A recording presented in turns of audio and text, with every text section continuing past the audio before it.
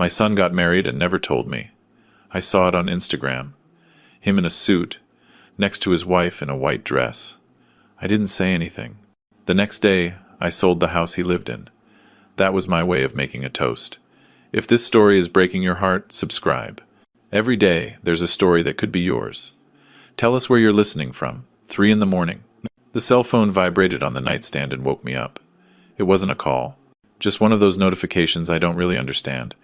I grabbed the device with my right hand, the one that still aches ever since a brick fell on it 15 years ago, and I looked at the screen with half-closed eyes. Instagram. My granddaughter had installed that thing for me 2 months ago.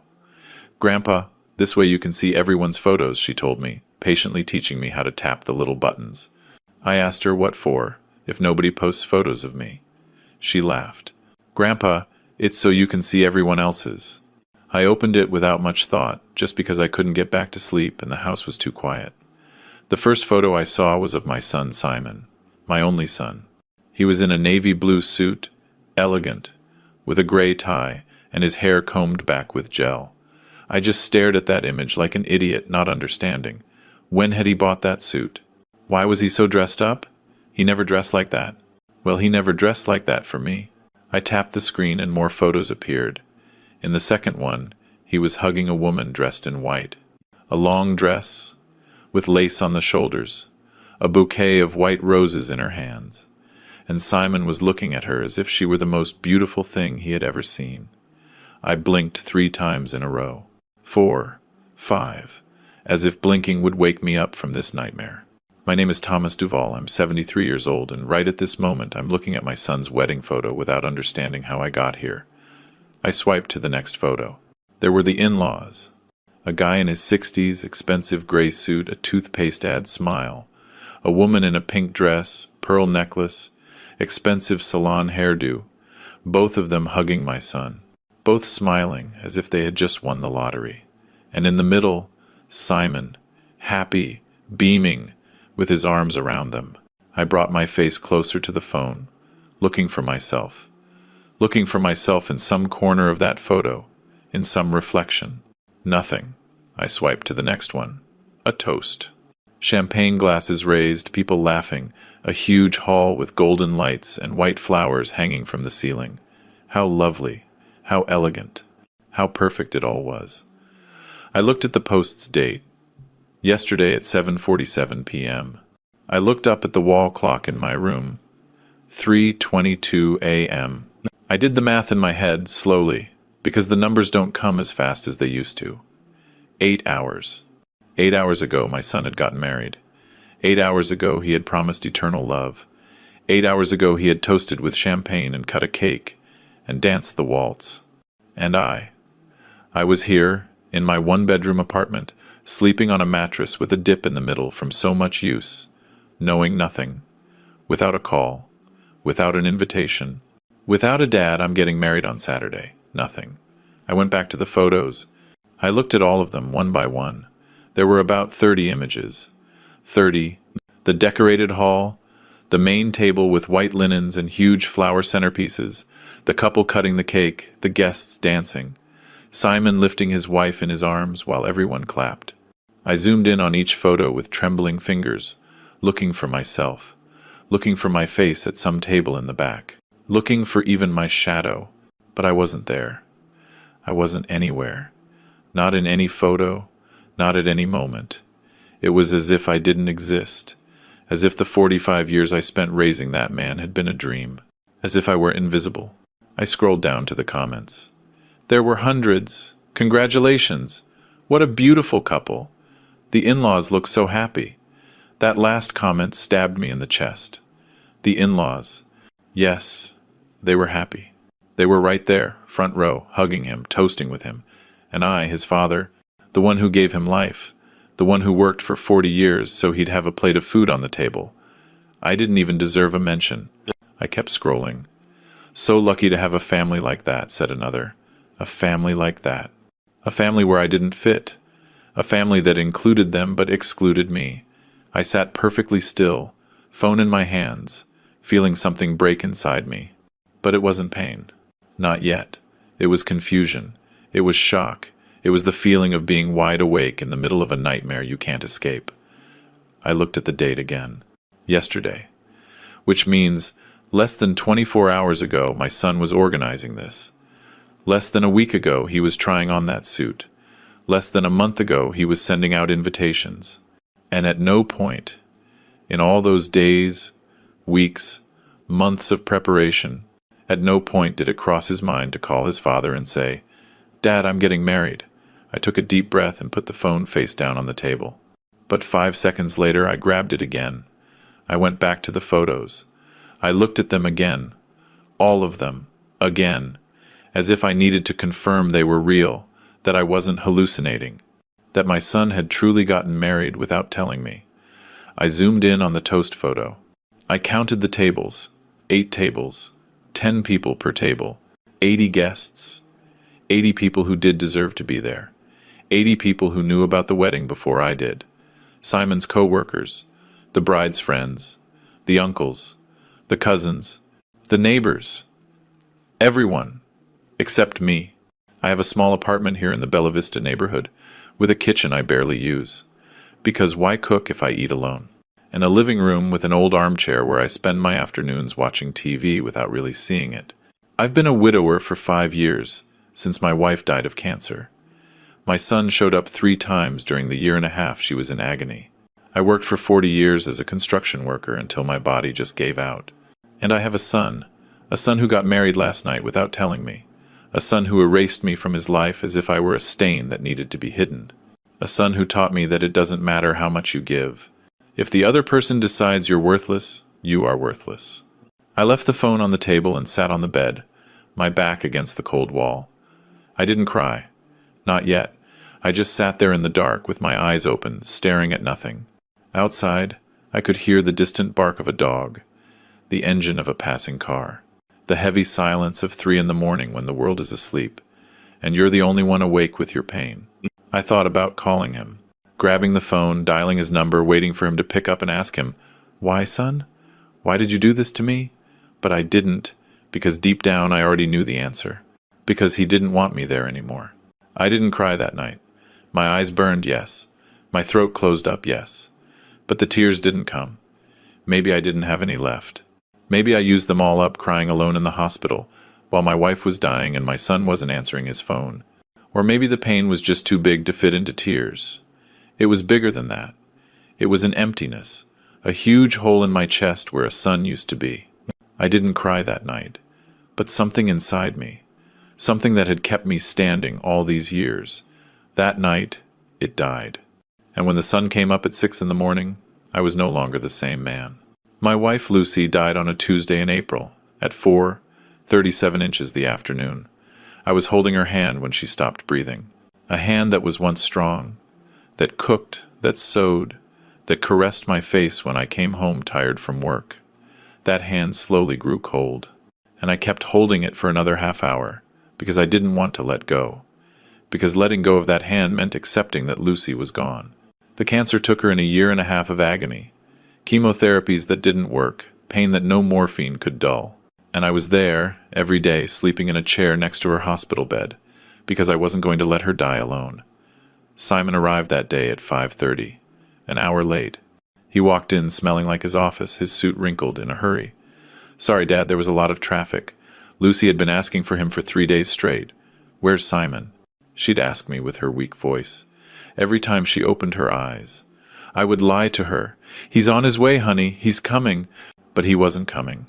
I'd call him, and it would go to voicemail. I'd send him texts. "Your mom is asking for you." And he'd reply hours later, "I'm on my way, Dad. I just have an important meeting at work. An important meeting. More important than saying goodbye to your mother who is dying." When he finally arrived that Tuesday, she was no longer conscious. She couldn't speak. She couldn't look at him. Simon knelt by the bed, touched her forehead, and cried for 5 minutes. 5 minutes. Then he hugged me, said, "I'm so sorry, Dad," and left. He had things to do. I worked 40 years in construction. I started at 17, fresh from the countryside, knowing how to do nothing but carry heavy things and follow orders. "Kid, grab those bricks and take them to the 3rd floor," they'd tell me.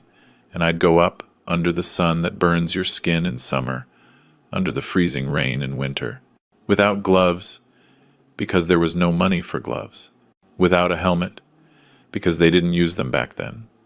With nothing but my back, my arms, and the need to bring food home. I finished at 57, when my knees couldn't take it anymore, and my back hurt so much that some days I'd wake up and couldn't get out of bed. 40 years carrying bricks, mixing cement, putting up walls, and all that sacrifice had only one name: Simon. Look at these hands. Seriously, look at them. They're covered in scars. This index finger is crooked because a beam fell on it while I was setting up scaffolding. This callus here on my palm is from holding a shovel for so long. These deep lines are from 40 years of hard labor. These hands never signed a big check, never held a college degree, never touched anything delicate. They just worked. They just gave. They just built the life that Simon has now. Every time he sits at his office desk, with air conditioning, hot coffee, and clean hands, he should remember these broken hands that paid for that life. When Simon was 7, he came home from school crying because the other kids were making fun of him. "I don't have sneakers like them, Dad," he told me, his face red with shame. The sneakers he had were from a discount bin, 2 sizes too big so they'd last, with the logo peeling off. I looked at him with a broken heart and said, "Tomorrow, you'll have new sneakers." That night, I worked a double shift. I got home at 2 in the morning, my body destroyed, and the next day, I took him to the shoe store and bought him the sneakers he wanted, the white Nikes with the black stripe. They cost me half my paycheck. But when I saw his happy face, when I saw him running in those sneakers, I knew it was worth it, worth every extra hour, every backache, every penny. I saved for 25 years to buy the house. 25 years putting money in a coffee can I kept hidden in the closet. Every month I'd put in what I could. Sometimes it was $100, sometimes $50. There were months I could only put in $20 because Simon needed school supplies, or clothes, or money for a field trip. But I always put in something. Always. While my coworkers bought cars, I kept riding my bicycle. While others went on vacation to the coast, I stayed behind and worked. "Not going anywhere this summer, Thomas?" they'd ask. "No, not this year," I'd answer. But the truth is, I never went anywhere, because every dollar I didn't spend on myself was a dollar closer to that house. When I finally had the money, I went to the bank and took it all out, in cash.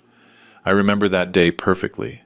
The teller looked at me funny when I told him I wanted it all in bills. "That's a lot of cash, sir," he warned. "I don't care," I said. I stuffed it all into an old backpack and walked to the real estate office, hugging that backpack like it was a baby. The agent showed me the house in the Queen's Landing suburb. It was small, 1 bedroom, with a patio the size of a dinner table. The walls needed paint, the bathroom had a leak, the kitchen had broken tiles. But it was mine. "Well, it could be mine. Do you want it?" he asked. I looked at that house, and I saw Simon living there, safe, with his own roof. "Yes," I said, "I want it." And right there, I emptied the backpack onto his desk. The guy counted the bills for half an hour, and when he finished, he gave me the keys. Simon was 28 when I gave him the house. He had just graduated as an engineer. He'd gotten his first stable job and was paying expensive rent for an apartment downtown. I was living in a smaller, cheaper place, enough for just me. One day I called him and told him to come over. When he arrived, I already had the keys on the kitchen table. "Sit down," I told him. He sat, looking confused. I pushed the keys toward him. "What's this, Dad?" he asked. "Your house," I said. "I bought a house with my savings, and it's for you. So you never have to suffer like I did. So you never have to pay rent or live in fear of being evicted. This house is yours, son." He was quiet, just staring at the keys, and then he looked at me, and he cried. That hug was real. I swear on my life. I felt it. He hugged me tight, like he hadn't hugged me since he was a little boy. I felt his arms around me. I felt his shaky breath on my shoulder. I felt his tears wetting my shirt. "Thank you, old man," he said, his voice cracking. "Thank you. I don't know how to thank you for this. It's the biggest thing anyone has ever done for me." I put my hand on his head, like I used to when he had nightmares, and I told him, "You don't have to thank me for anything, son. Just be happy. And remember your old man every once in a while." He pulled away, looked me in the eyes, and told me something I'll never forget. "I'll never let you down, Dad. I promise. Never." I remember that promise every night when I go to bed alone. I hear it in his voice. "I'll never let you down, Dad." But he already has. I never legally transferred the house. I gave him the keys. I said, "It's yours." And he moved in with all his stuff. But the papers, the deed, the title of ownership, everything stayed in my name. It wasn't planned. I just never did it. The process was expensive, complicated. You had to go to a notary, pay taxes. And I thought, it's all for him anyway. When I die, it'll be his. Why waste money on papers? Besides, deep down, I liked knowing it was still mine. That I still had something. Because after giving him my entire life, that house was the only proof that I had existed, that I had done something, that I had been a good father. That hug, the day I gave him the keys, was the last time my son touched me with love. The last time I felt like I truly mattered to him. The last time I was his father, and not just some awkward old man he had to greet out of obligation. After that, everything changed. Slowly, but it changed. The visits got shorter. The calls became more spaced out. The excuses became more frequent. "I can't, Dad. I have work. I can't. I have plans. I can't. I'm busy." And I became smaller and smaller in his life, more and more invisible, until I disappeared completely from his wedding photos. 2 years ago, Simon called me on a Sunday afternoon. I was washing my lunch dishes, alone as always, when the phone rang. "Dad, I want you to meet someone," he said, with a voice I hadn't heard in months. He sounded happy, excited.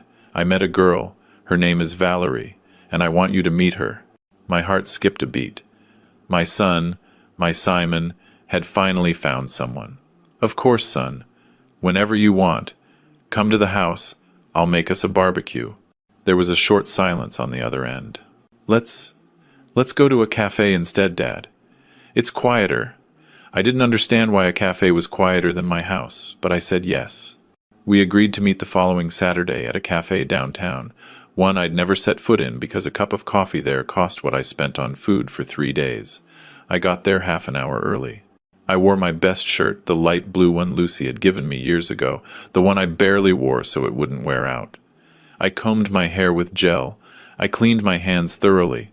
Although the scars and calluses never go away, no matter how much you scrub, I sat at a table in the back and waited, nervous as a teenager. I wanted to make a good impression.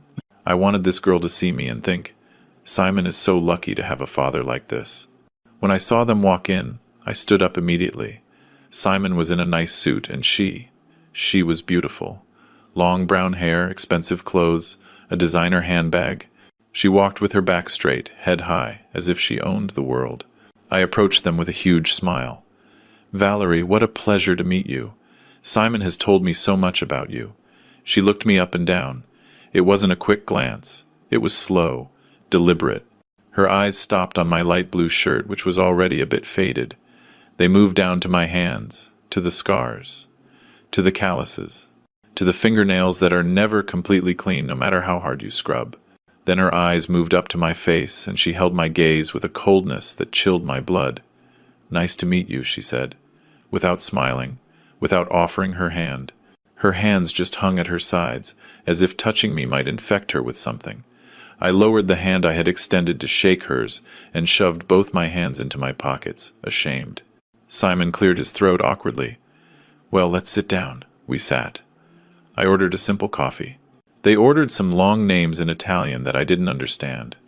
During that whole meeting, Valerie barely spoke to me. When I asked her a question, she'd answer with one-word syllables, looking at Simon, as if waiting for him to translate.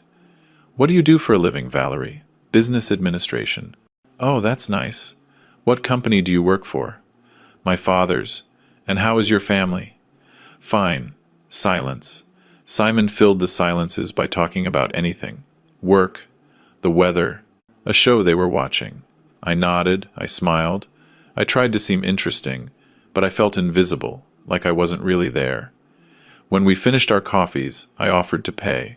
"No, Dad, I'll get it," Simon said quickly. almost snatching the wallet from my hands. Valerie looked at him with approval, as if telling him, "Good boy." From that day on, something changed. Simon's visits became shorter, more spaced out. Before, he'd come on Sundays and stay all afternoon. We'd drink coffee, watch football, just talk. After meeting Valerie, he'd come for an hour, 2 at most, and he was always checking his watch. "Sorry, Dad, I have to go. Valerie's waiting for me." At first, I didn't say anything. I understood he was in love, that he wanted to spend time with her. But slowly, I started to realize it wasn't just that.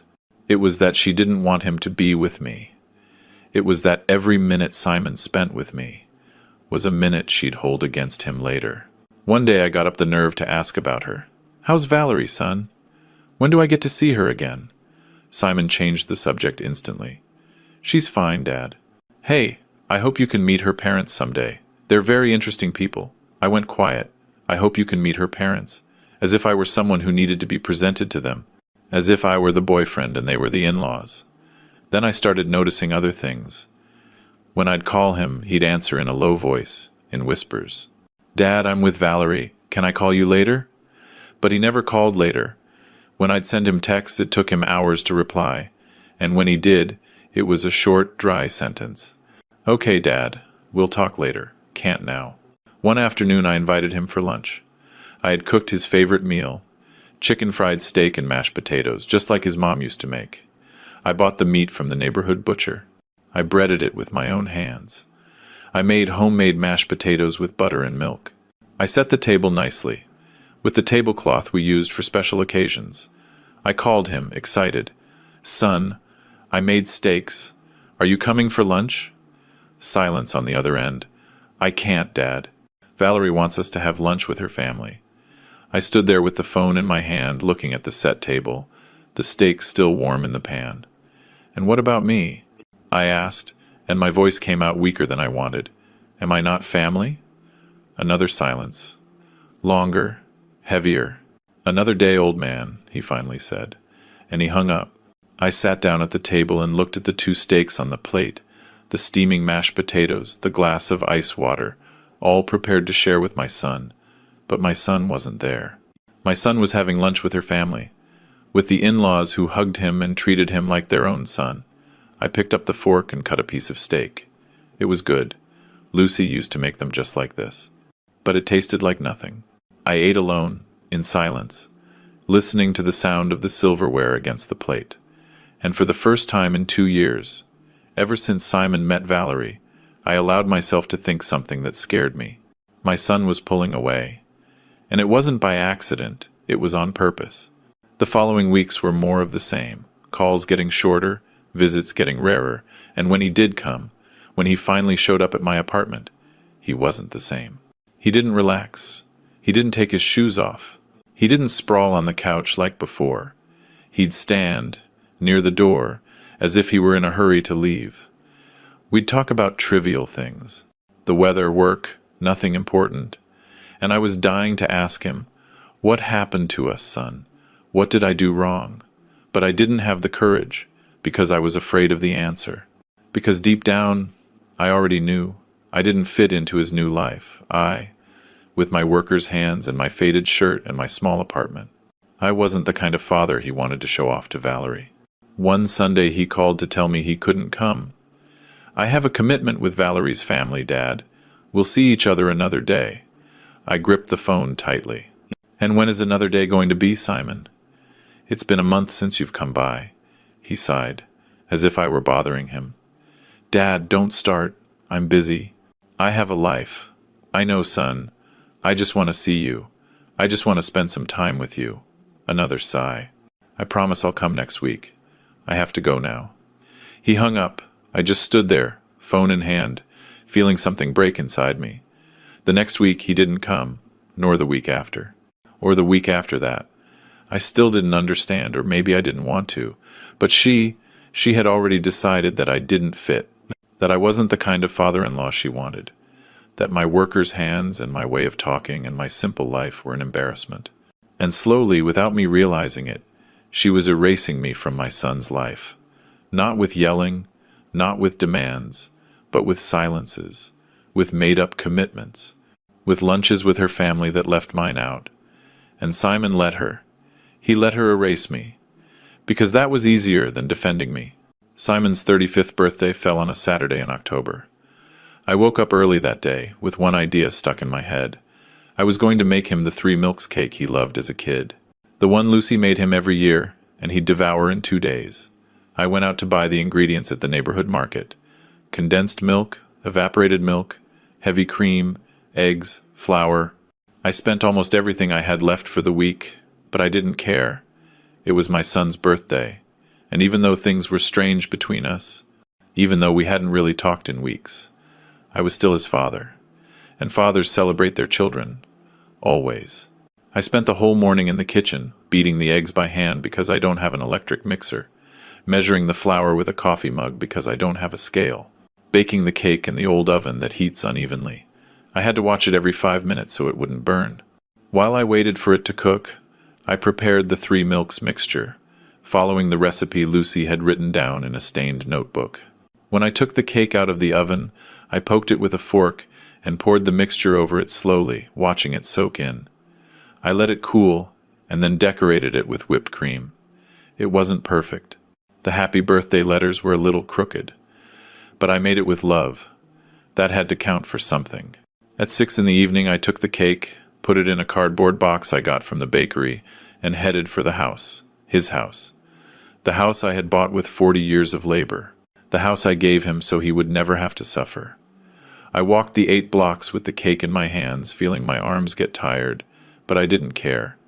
I kept thinking about his face when he saw the cake, imagining his smile, his hug, his, "Thanks, old man, you shouldn't have." I thought that maybe this gesture would fix things between us a little. That we would sit together, eat cake, and talk like we used to. That even if it was just for a little while, I would be important in his life again. When I got to the house, I noticed something strange. There were cars parked all along the street. Lots of cars. A black BMW, a white SUV, a gray Mercedes. Expensive cars that didn't belong in this neighborhood. I could hear music coming from inside. Laughter, voices. I got closer to the door and saw there were balloons tied to the gate. Gold and black balloons. Elegant, expensive decorations. My heart started beating faster. There was a party, a birthday party, and I wasn't invited. I rang the doorbell with a trembling hand, holding the cake with the other. I waited. The music kept playing inside. The voices kept laughing. I rang again, and finally, the door opened. Simon appeared in the doorway. He was wearing an expensive white shirt, black dress pants, his hair styled with gel. He had a glass of wine in his hand, and when he saw me, his face changed. The smile vanished. His eyes went wide with something that wasn't joy. Was it panic? Shame? I don't know, but it wasn't happiness. "Dad!" It came out like a whisper, like a curse. "What are you doing here?" It wasn't a question, it was a complaint. It was a, "You shouldn't be here." I held up the cake, smiling, trying to act natural. "I came to see you, son. I made you your favorite cake, the 3 Milks cake. Remember?" Simon looked at the cake. Then he looked at me. Then he glanced back, inside the house, as if calculating something. I looked past him, too, and what I saw broke my soul.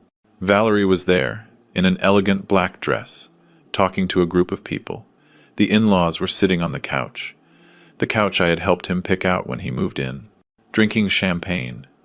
There were trays of expensive food, crystal glasses, soft music, everyone well-dressed, well-groomed, smelling of perfume, and there I was, in my worn-out jeans, my plaid shirt, my old shoes, holding a homemade cake with crooked letters, a cake that suddenly seemed pathetic, ridiculous, poor.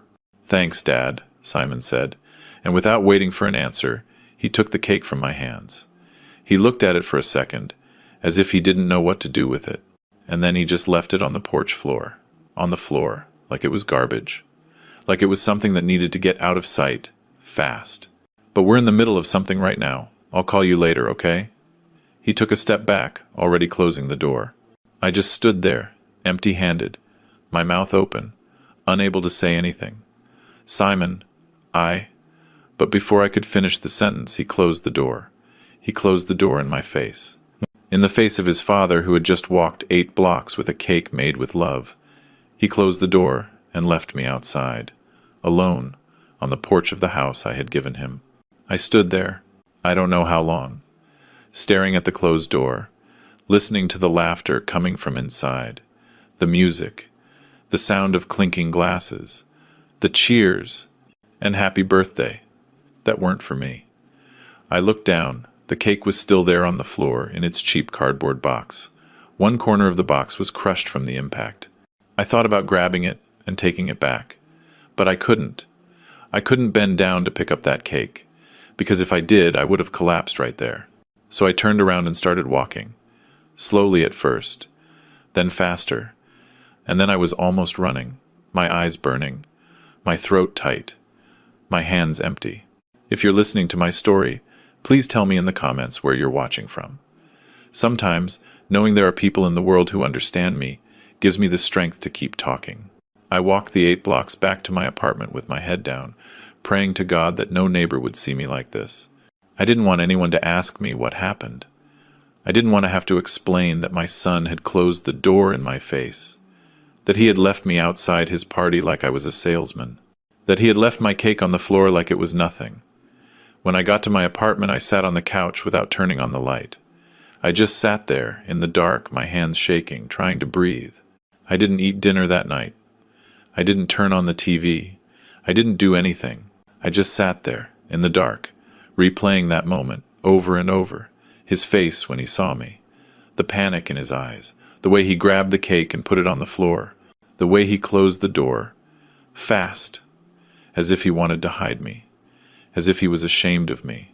And the worst part, the part that hurt the most, wasn't the closed door.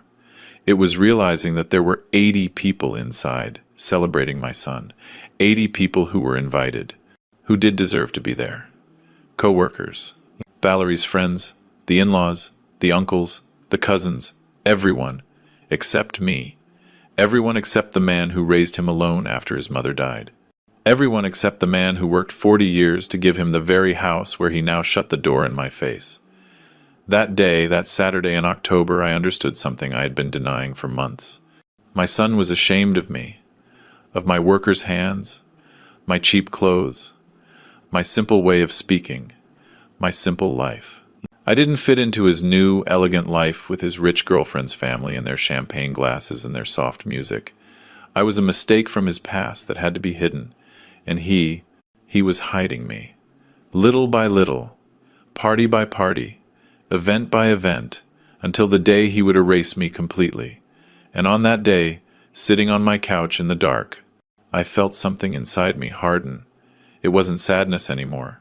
It was something else. It was the seed of something I didn't recognize yet. But I knew it would soon start to grow. After the birthday, something in me broke, but not in the way you'd expect. There was no explosion, no uncontrollable crying. It was something quieter, more final. I started marking the days on the kitchen calendar. That old calendar the bakery gives me every year, with the saints' days and moon phases. Every day that passed without Simon calling me, I'd put a little red line with a marker. At first, I thought it was silly, that it was something a bitter old man would do. But I needed to see it.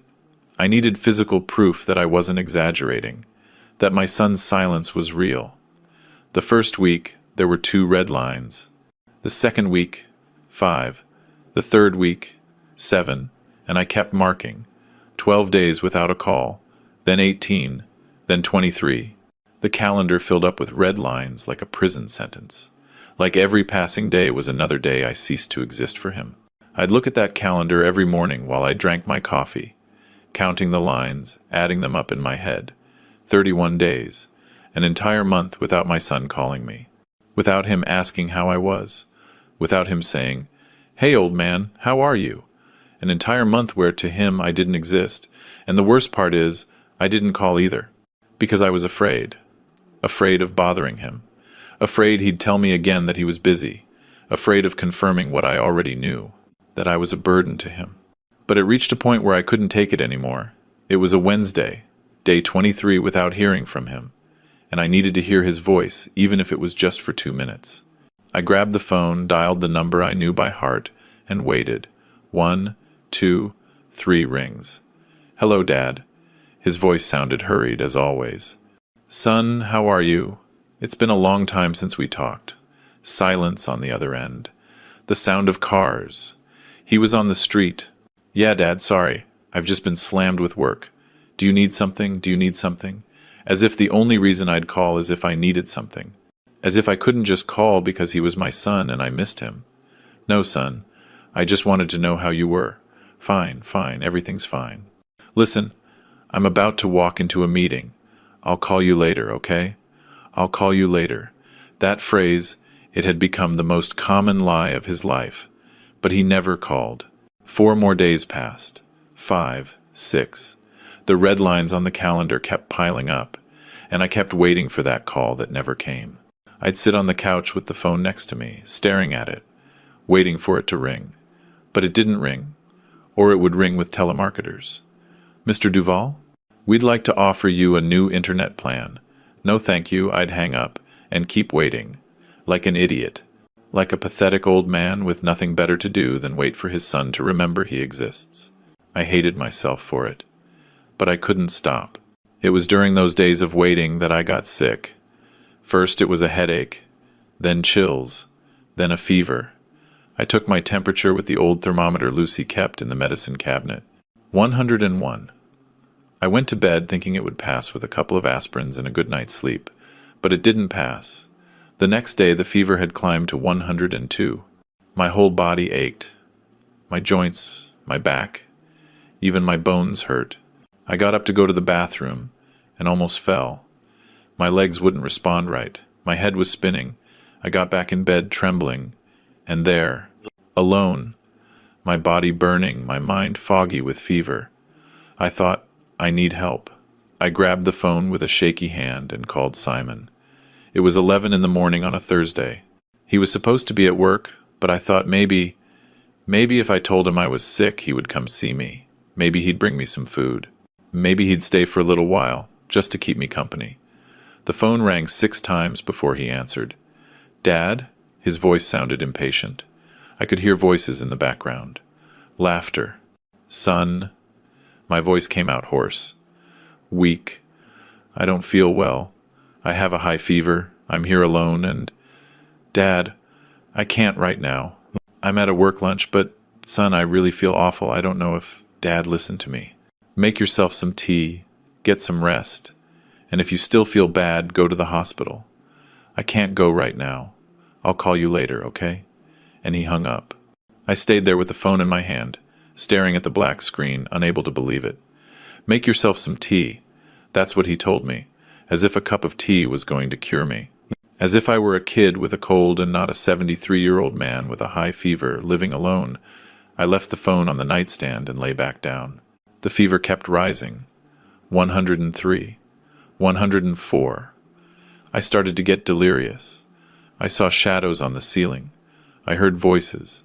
At one point, I swore Lucy was there, sitting on the edge of the bed, stroking my forehead like she used to when I was sick. "It's okay, Thomas. It's going to pass." But when I reached out my hand to touch her, there was no one there, just empty space. I spent 3 days like that. 3 days in bed, alone, shaking with fever, only getting up to go to the bathroom and drink water. I didn't eat anything. I didn't have the strength to cook. I could barely make it to the kitchen, fill a glass of water, and go back to bed.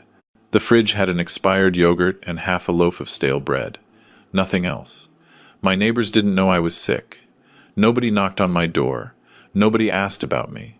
In those 3 days, I thought I was going to die there, alone, in that bed, and that nobody would find out until the smell alerted the neighbors, days later. And the saddest part is, deep down, a part of me wasn't afraid of that. A part of me was already so tired that dying alone didn't seem so terrible. On the 4th day, the fever broke. I woke up soaked in sweat, but with a clearer head. I got up slowly, testing if my legs would hold me. I went to the bathroom, looked at myself in the mirror. I was haggard, dark circles under my eyes. 10 years older than I was a week ago. I took a long shower, letting the hot water wash away the sweat and the fear. I put on clean clothes. I made myself some tea and a piece of toast. And then, when I felt strong enough, I grabbed the phone and called Simon. I needed to tell him I had been sick.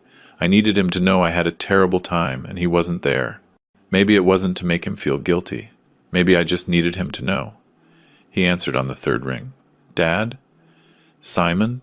I was calling you a few days ago. I was sick, very sick. 3 days with a high fever, alone. Couldn't eat, or... Oh, yeah? He cut me off, as if I were telling him it had rained. That's great that you're better, Dad. Listen, I'm in the middle of something important right now. Can I call you later? There was no concern in his voice. No guilt, nothing. It was the voice of someone answering the phone just to be polite, but who is already thinking about hanging up. Simon, I had a really bad time, I thought. Dad, I have to go. We'll talk later. And he hung up. He didn't wait for me to finish my sentence. He didn't ask what was wrong. He didn't offer to come by. He didn't say anything. He just hung up.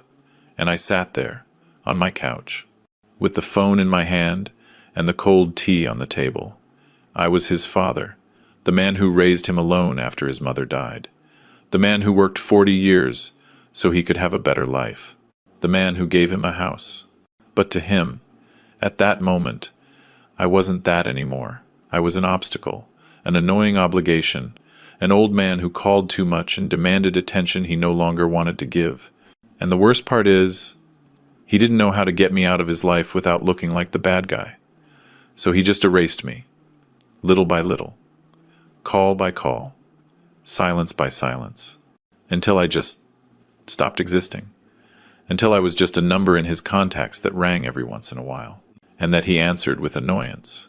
2 months after I was sick, my neighbor from the 4th floor, Martha, came to visit.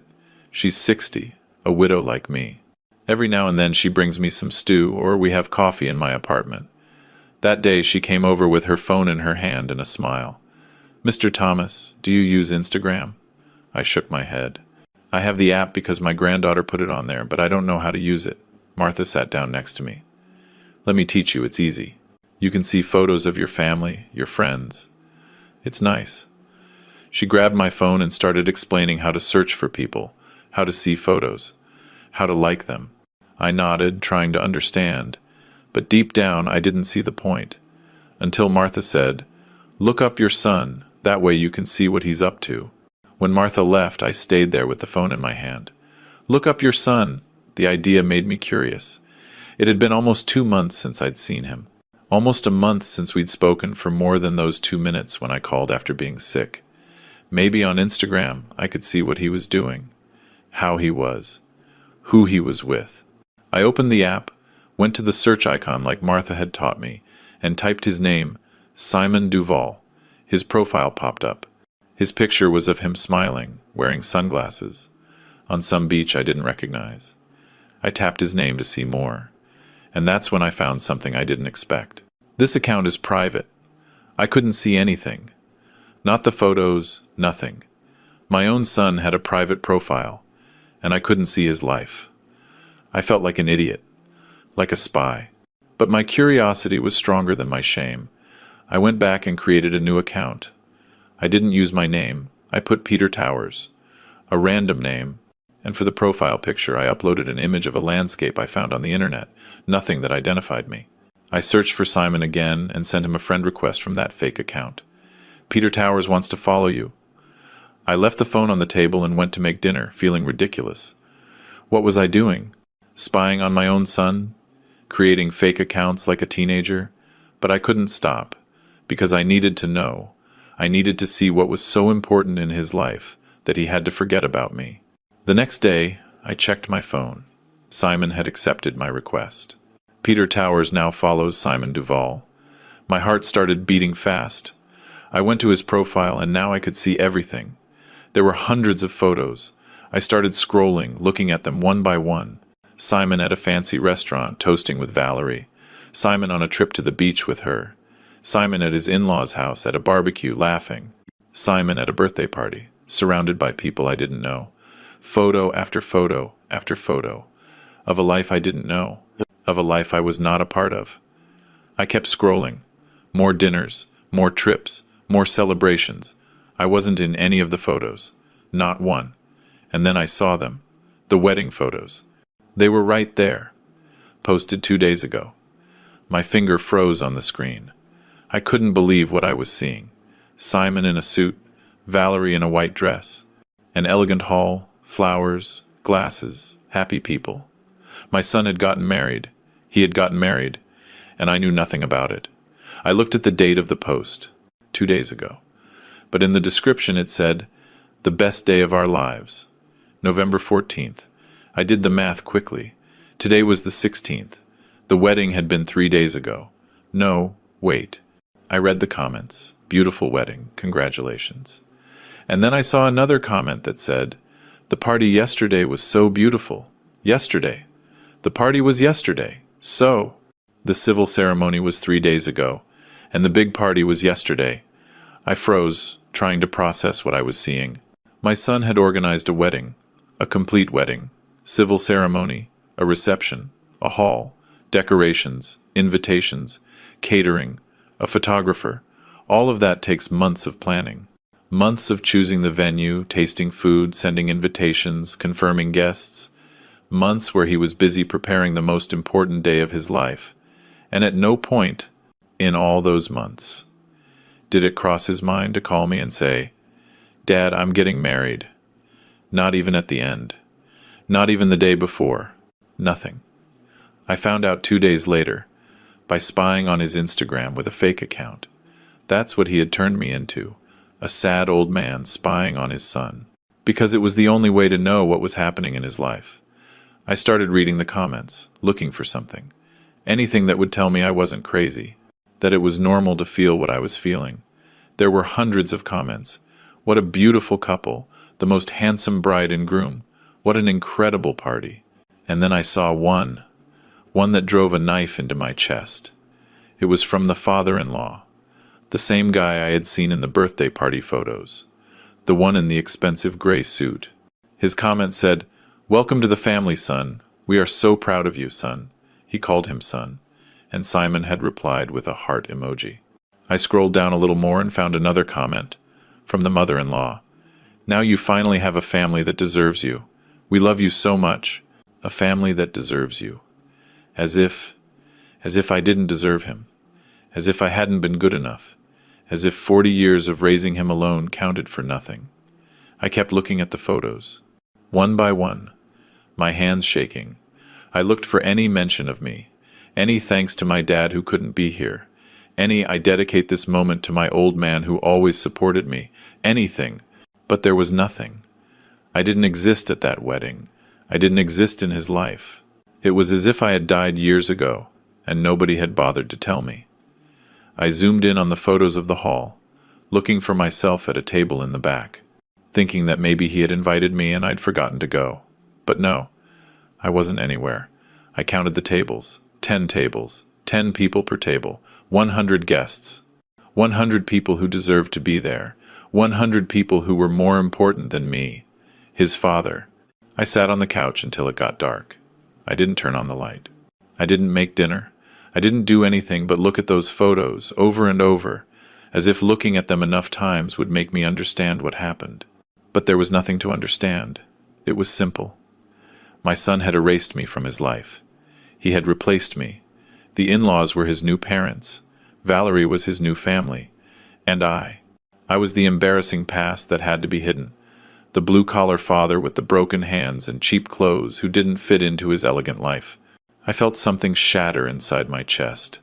It wasn't pain, not anymore. It was something else. It was clarity. It was finally understanding that I was never going to be good enough for him. That it didn't matter how much I gave him, how much I sacrificed, how much I loved him. It would never be enough.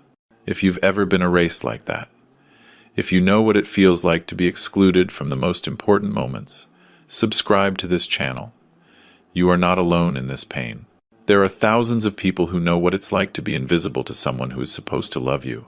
I left the phone on the table and just sat there, in the dark, listening to the silence of my apartment. Cars passed by outside. A dog barked in the distance. Life went on, indifferent to my pain. And for the first time in my life, I felt like I didn't want to keep begging for love. I didn't want to keep waiting for my son to remember I existed. I didn't want to keep feeling this constant humiliation of being ignored, excluded, erased. Something in me changed that night. Something hardened. Because it's one thing to be forgotten, it's another thing to be replaced. And that I was not going to forgive. My son didn't just exclude me from his wedding. He replaced me. He found new parents who seemed better than me. Parents with money, with a name, with a big house and an elegant vocabulary. Parents who didn't remind him where he came from, who didn't remind him that his pretty life was paid for by an old man who broke his back laying bricks. And I was left there, alone, in my small apartment, looking at the photos of the perfect family my son had chosen. A family where I didn't fit, where I would never fit. Because I wasn't his father anymore. I was just the mistake from his past that he had successfully erased.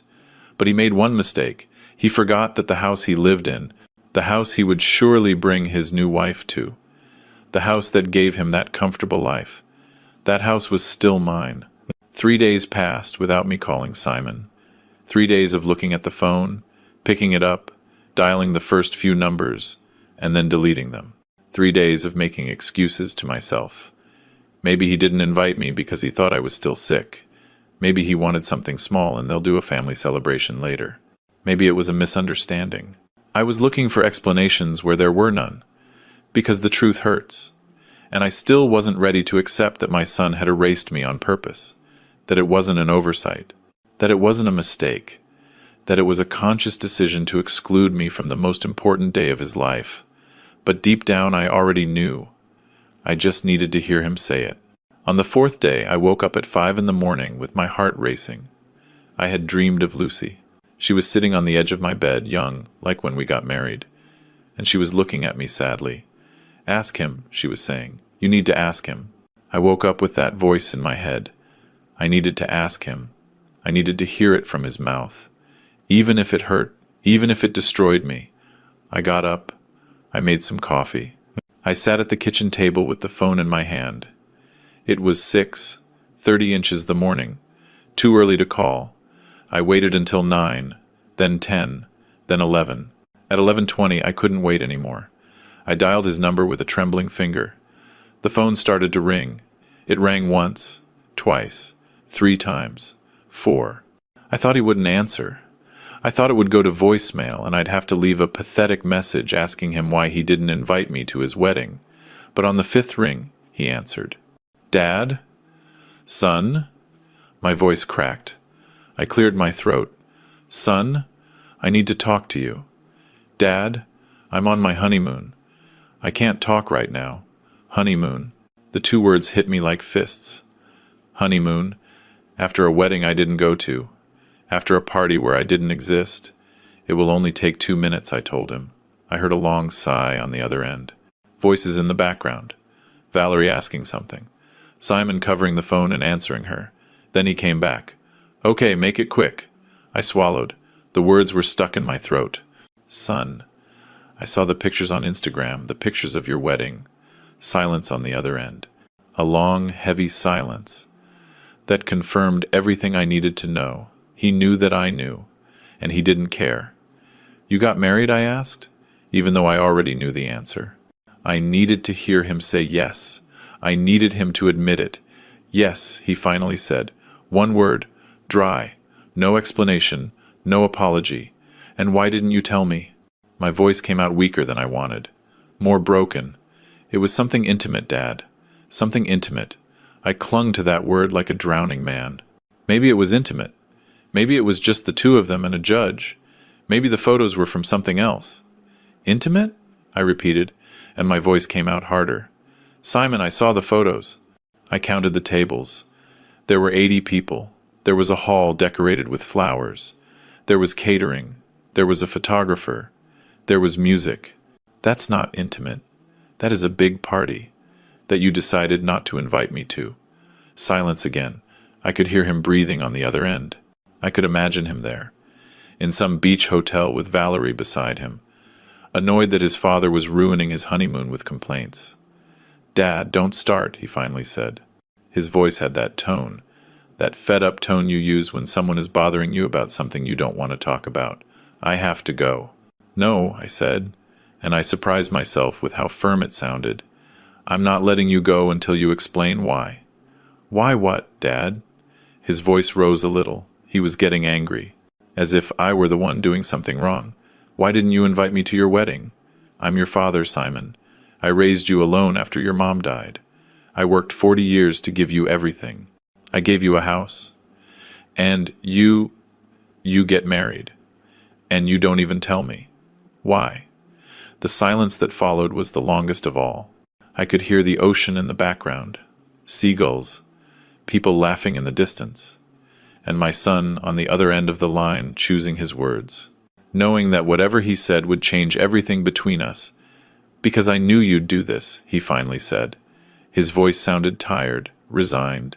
"Complain, make me feel guilty, ruin everything with your drama." I froze. "My drama?" The words barely came out. "Simon, you excluded me from the most important day of your life. And I'm the one with the drama? Dad, I wanted it to be a perfect day. No complications. And you're always a complication. A complication." That word went through me like a bullet. I was a complication. I, who gave him life. I, who sacrificed everything for him. I was the problem. "A complication?" I repeated, unable to believe it. "Yes," he said, and now his voice sounded annoyed, as if I were forcing him to say things he didn't want to say. "Valerie and her family are. They're on another level. You understand? And I didn't want you to feel uncomfortable. I didn't want them to see you, and—" He didn't finish the sentence. He didn't have to. I understood perfectly. He didn't want them to see me. He didn't want his elegant in-laws to meet his blue-collar father with the broken hands and cheap clothes. He didn't want me to ruin his image. He didn't want me to remind everyone where he came from. "So you hid me," I said. It wasn't a question, it was a confirmation. "It's not like that, Dad." "Yes, it is, Simon. You hid me as if I were something to be ashamed of." "Dad, stop." He raised his voice for the first time. "It's done. It's over. I can't change the past. If you want to be angry, be angry. But I'm not going to keep talking about this. I have to go. Simon, wait." But he had already hung up. I heard the dial tone, and I just stood there, with the phone pressed to my ear, listening to that sound, unable to move. I sat at the kitchen table for hours. The coffee went cold. The sun moved across the window. The shadows changed places. And I just sat there, with the phone in my hand, replaying the conversation in my head over and over. "You're always a complication. I didn't want them to see you. I'm not going to keep talking about this." Every sentence was a new blow. Every word was a confirmation of what I already knew but didn't want to accept. My son was ashamed of me. It wasn't an oversight. It wasn't a mistake.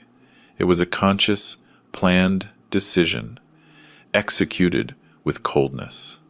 He excluded me on purpose, because I didn't fit into his new life, because I was the poor past that had to be hidden. That night, I didn't sleep. I lay in bed, staring at the ceiling, my eyes open in the darkness. The conversation repeated in my head like a broken record, and suddenly, like a lightning bolt, I understood something that chilled my blood. All that distance over the last 2 years. All those excuses. All those short visits and canceled calls. It wasn't because he was busy. It was because he was preparing the ground to erase me.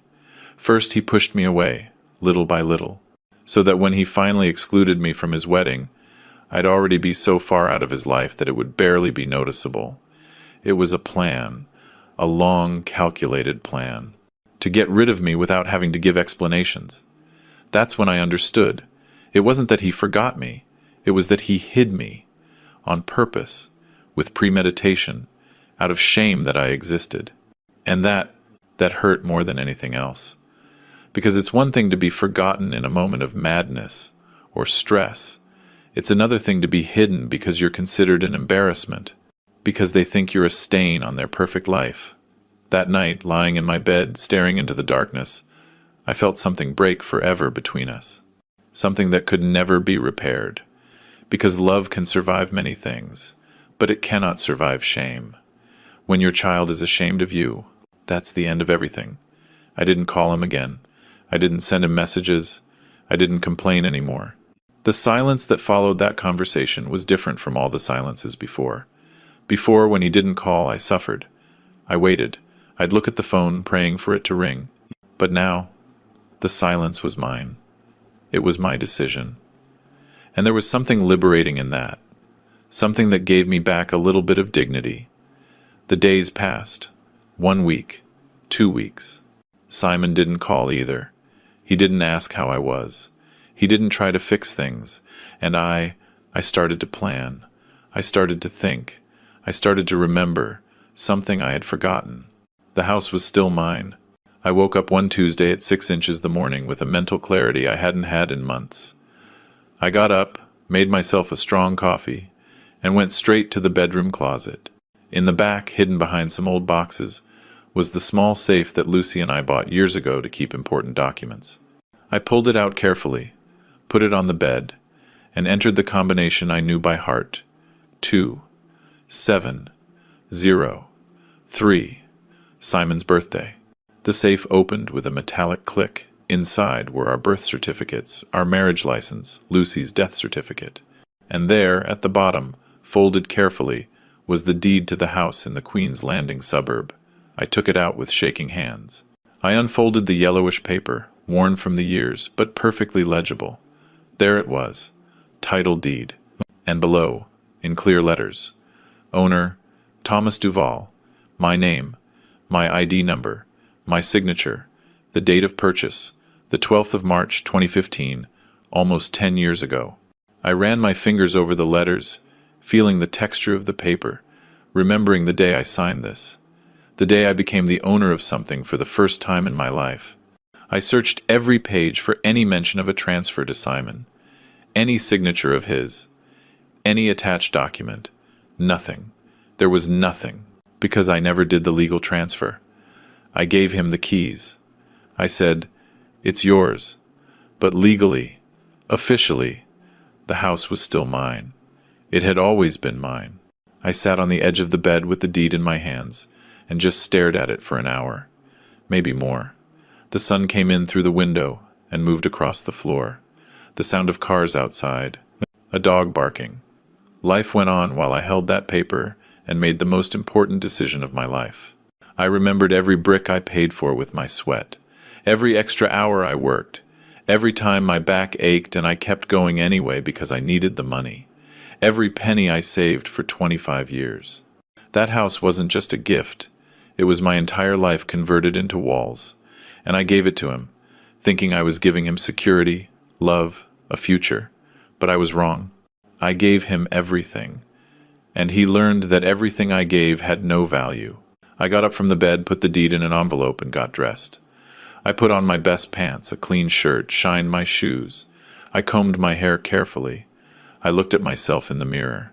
The man looking back at me was not the same one who had been crying in silence for months. He was no longer the desperate father begging for attention. He was something else. He was someone who had understood something fundamental. You don't beg for dignity.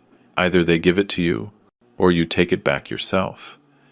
And if my son had decided I didn't even deserve a place at his wedding, then he didn't deserve the greatest gift I had ever given him. The house was going to stop being his. Not because I was vengeful, but because I finally understood that giving everything without being valued isn't love. It's self-destruction. At 9 in the morning, I grabbed the phone and looked in my contacts for the number of Mr. Ernest Miller, a neighborhood lawyer who had helped me with the paperwork when Lucy died. I dialed. He answered on the third ring. "Mr. Thomas, what a surprise. How are you?" His voice was warm, kind. "Mr. Miller, I need to sell a property. Today." There was a silence on the other end. "Today? Mr. Thomas, those things take time. We have to do appraisals, publish the listing, wait for offers." "No," I interrupted him. My voice sounded firmer than I expected. "It has to be today. Or tomorrow at the latest. It's urgent." Another silence. "Are you all right, Mr. Thomas? Did something happen?" "Yes," I said. "Something happened, but I'm going to be fine." I just need you to help me sell that house as quickly as possible." Mr. Miller asked me to come to his office at 11. I arrived on time, with the envelope holding the deed under my arm.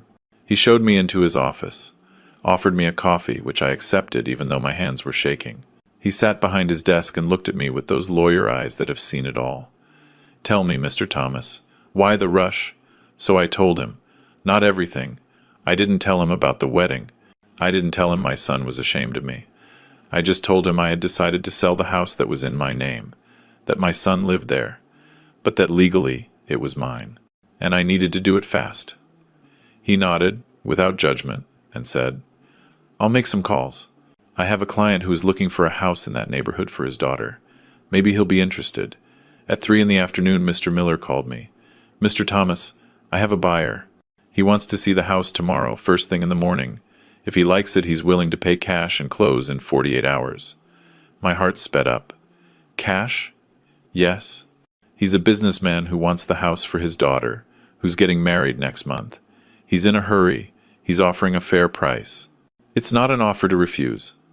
I gave him the address. I told him he could go see it tomorrow at 8 in the morning. I hung up. I sat on my couch, phone in hand, feeling everything start to move. There was no turning back now. I had made the decision, and something inside me, something that had been broken for months, started to feel whole again. I barely slept that night, not from anxiety, not from doubt, but from a strange mixture of nerves and peace. I lay awake, thinking about everything that had happened, about how I had gotten here, about how a father who gave everything ended up being treated like garbage, about how unconditional love becomes a weakness when the other person doesn't value it. And I understood something it took me 73 years to learn. Giving everything doesn't make you a good father.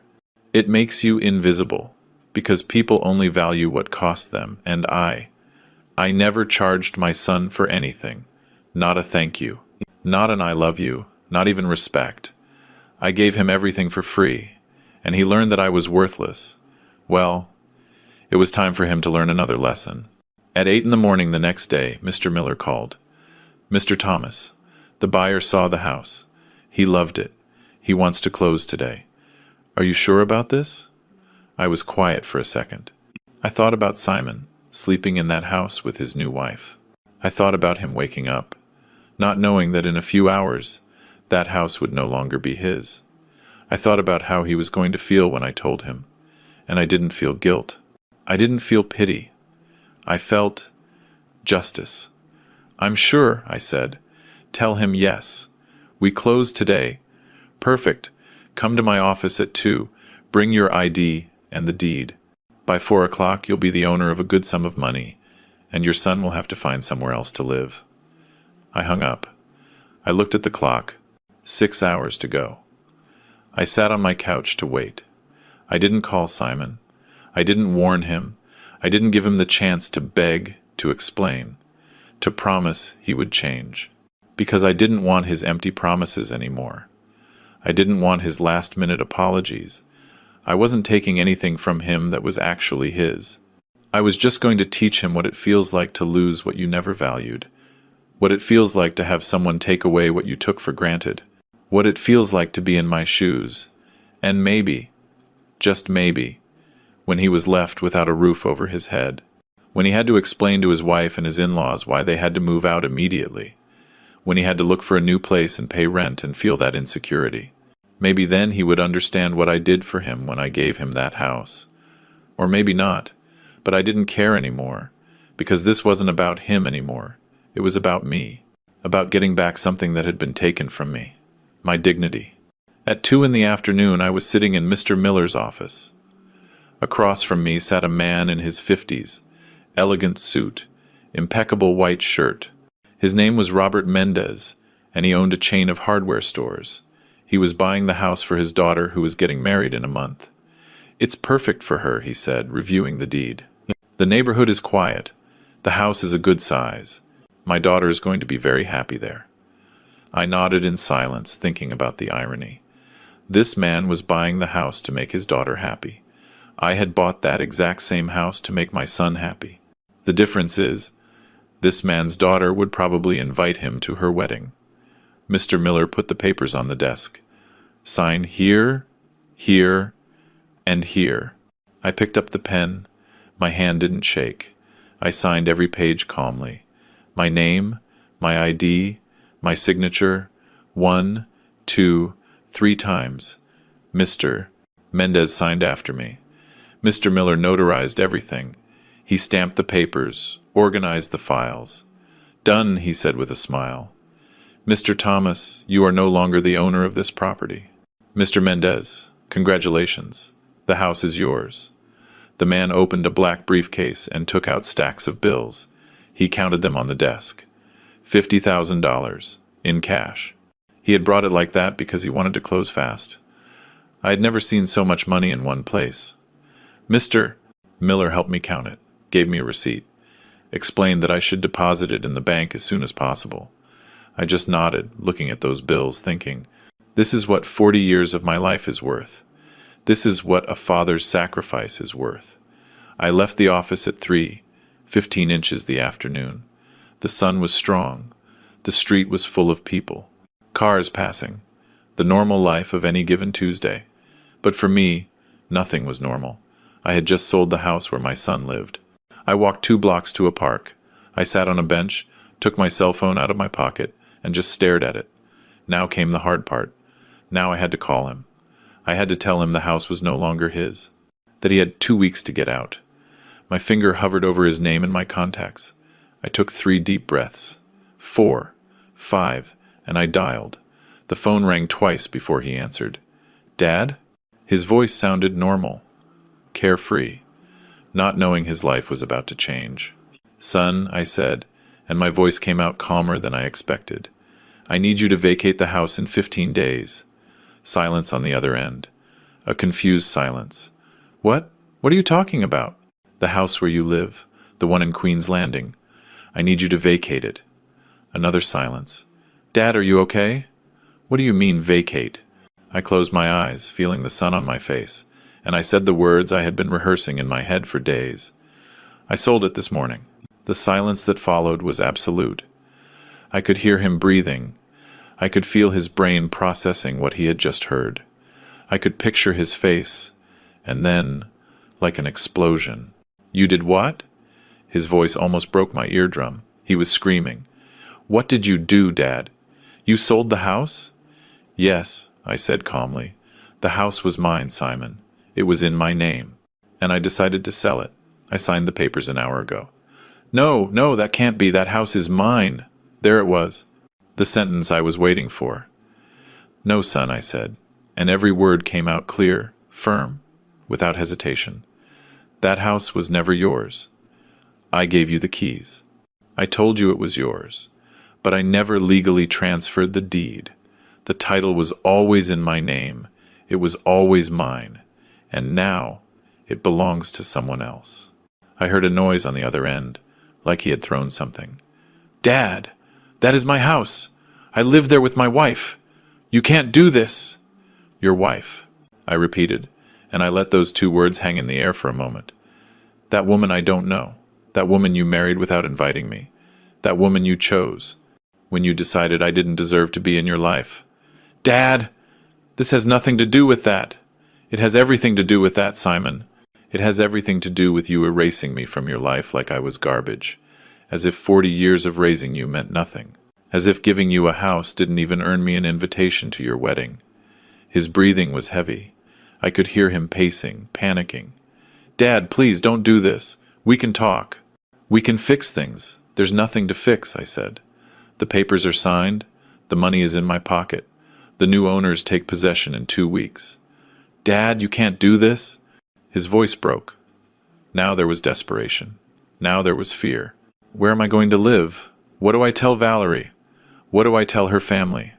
I don't know, son, I said, and my voice was still calm, serene, as if we were talking about the weather. I guess you'll have to find an apartment to rent. You'll have to scrape together money for a security deposit. You'll have to live with the insecurity of not knowing if they'll renew your lease next year. You'll have to live like I lived for 50 years. Maybe then. You'll understand what I did for you when I gave you that house. But I can't afford rent right now. We just got married. Valerie quit her job. We're on our honeymoon. Then cut the honeymoon short and come back to find a place to live. You have 2 weeks. Have a good trip, son. And I hung up. I turned off my phone. Completely. I didn't put it on silent. I turned it off. I sat there on that park bench, with the sun setting on my face, feeling something strange in my chest. It wasn't joy. It wasn't sadness. It was relief. It was the feeling of having done something I should have done a long time ago. Taking back my dignity. Stopping my begging for love. Stopping my acceptance of crumbs. I sat there for half an hour, 40 minutes, watching people pass by. Kids playing in the park. Pigeons pecking at the ground. Normal life just continued, while my life changed forever. Then I got up, walked to the nearest bank, and deposited the money. All of it. Every last bill. It was mine. Legally. Morally. I had earned it with my sweat, and now it was in my account. When I left the bank, I turned on my phone. Immediately, it started vibrating. 1 missed call. 2, 5, 10, 20, 47 missed calls. All from Simon. And messages. Dozens of messages. I opened them and read them, one by one, without answering any. Dad, please, pick up. Dad, I need to talk to you. Dad, you can't do this. I'm begging you. Call me. Dad, please, you have to understand. I didn't mean to hurt you. Dad, answer me. I'm begging you. I'm desperate. I don't know what to do. Valerie is crying. Her family wants to talk to you. Dad, please. I read them all, and I felt nothing. Well, I did feel something. I felt satisfaction. Because now he was looking for me. Now it was urgent. Now I was important. But not because he loved me, because he needed something from me. I put the phone in my pocket without replying. I kept walking to my apartment. I climbed the stairs slowly, my knees aching, as always, but I felt lighter. I entered my home, closed the door, and stood in the middle of the living room, my small apartment. My old armchair, my kitchen I barely use, my simple life, my humble life. But it was my life. And for the first time in years, I felt like it was enough. That I was enough. I didn't need my son to validate me. I didn't need him to invite me to elegant events. I didn't need to be part of his perfect life. I had my own life, and my own dignity.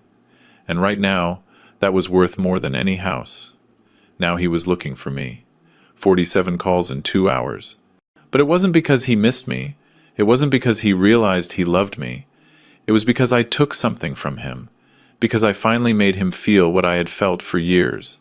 The insecurity, the fear, the loss.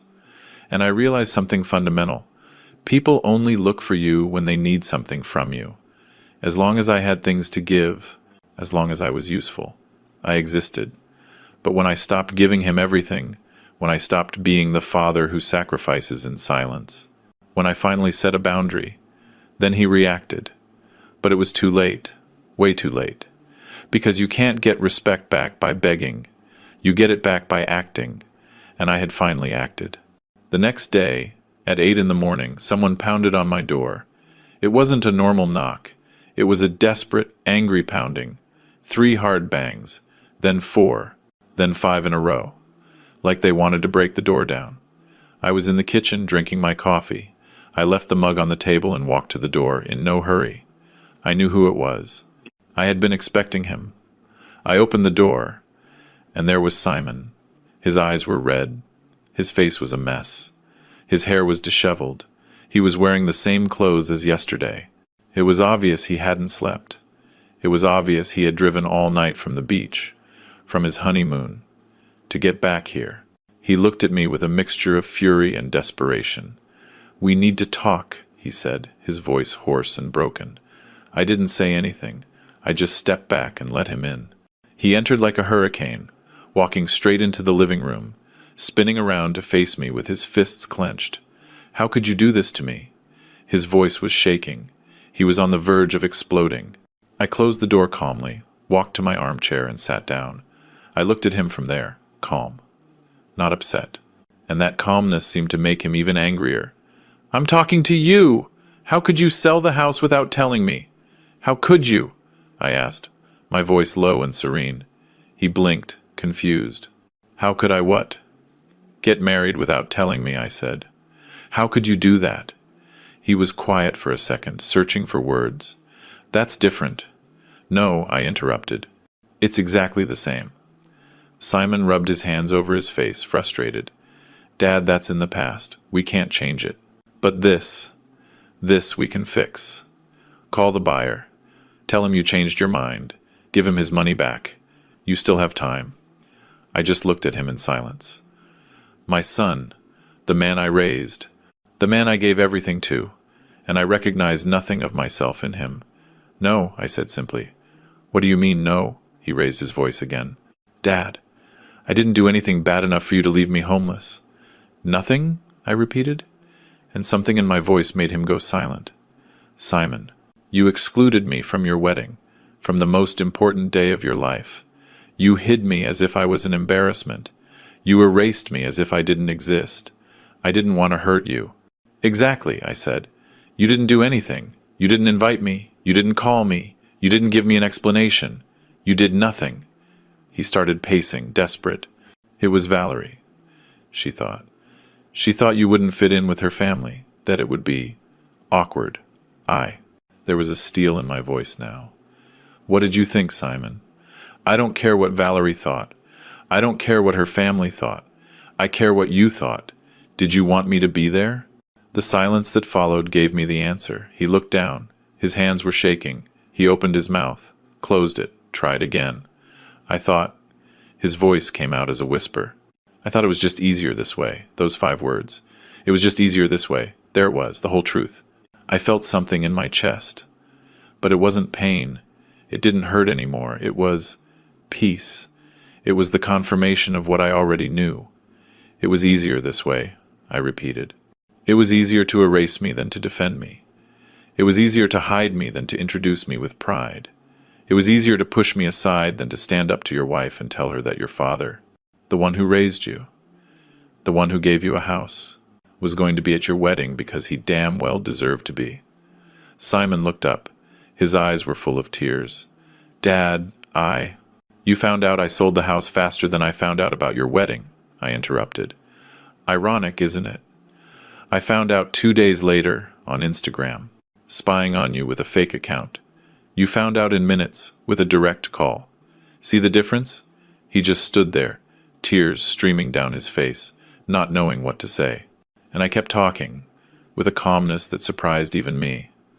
"I bought that house for you, with 40 years of breaking my back laying bricks, with 25 years of saving every last penny, with all the vacations I never took, with all the little things I never bought for myself. I bought it thinking about your future, thinking about your security, thinking that you would never suffer like I suffered." My voice cracked, just barely, but I continued. "But you decided I didn't deserve to be in your life, that I was an embarrassment, that I didn't fit into your elegant world with your rich wife's family. So, I decided you didn't deserve that house, because that house was a gift of love, and you proved to me that you don't love me." "Yes, I do love you," he shouted, his voice breaking completely. "You're my dad! Of course I love you!" "No," I said, shaking my head. "You love what I give you. You love the free house. You love the silent sacrifice. You love having a father who never asks for anything but me as a person, with my worker's hands and my cheap clothes and my simple life. You don't love me. You're ashamed of me. That's not true." "Then explain why I wasn't at your wedding," I said, my voice hard. "Explain why you never introduced me to Valerie properly. Explain why, when I was sick with a high fever, you told me to make some tea and didn't come to see me. Explain all of that." Without using the words "I was busy," or "it was just easier," he opened his mouth, but nothing came out, because he had no explanation, because the truth was obvious. Simon slumped onto the opposite armchair, his head in his hands. "Dad, forgive me," he said through his sobs. "Forgive me, please. I messed up. I know. I was a terrible son. But please, don't leave me homeless. Please, Do it for me.